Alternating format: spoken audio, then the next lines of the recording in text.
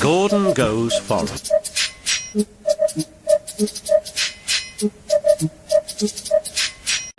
Lots of people travel to the big station at the end of the line. Engines from the other railway sometimes pull their trains.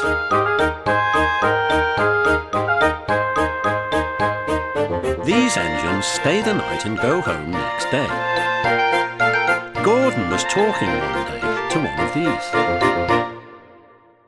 "When I was young and green," he said, "I remember going to London. Do you know the place? The station's called King's Cross." "King's Cross?" snorted the engine. "London's Euston. Everybody knows that." "Rubbish," said Duck. "London's Paddington. I know. I work there."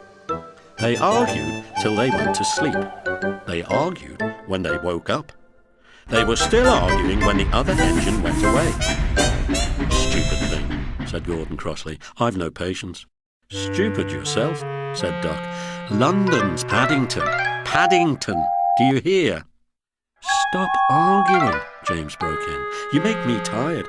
You both agreed about something anyway." "What's that?" "London's not Euston," laughed James. "Now shut up." Gordon rolled away, still grumbling. "I'm sure it's King's Cross. I'll go and prove it." But that was easier said than done. London lay beyond the big station at the other end of the line. Gordon had to stop there. Another engine then took his train.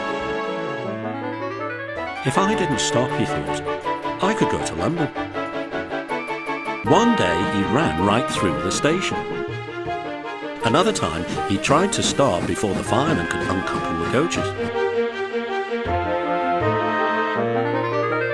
He tried all sorts of tricks, but it was no good. His driver checked him every time. "Oh dear," he thought sadly, "I'll never get there." One day he pulled the express to the station as usual.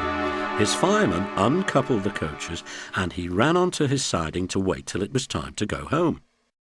The coaches waited and waited at the platform, but their engine didn't come. A porter ran across and spoke to Gordon's driver. "The inspector's on the platform. He wants to see you." The driver climbed down from the cab and walked over the station. He came back in a few minutes looking excited. "Hello," said the fireman. "What's happened?" The engine for the express turned over when it was coming out of the yard. Nothing else can come in or out. They want us to take the train to London. I said we would if the fat controller agreed. They telephoned and he said we could do it. How's that? "Fine," said the fireman. "We'll show them what the fat controller's engines can do." "Come on," said Gordon. "Let's go." He rolled quickly over the crossings and backed onto the train. It was only a few minutes before the guard blew his whistle, but Gordon thought it was ages. "Come on, come on," he puffed to the coaches. "Come on, come on, come on, come on, come on."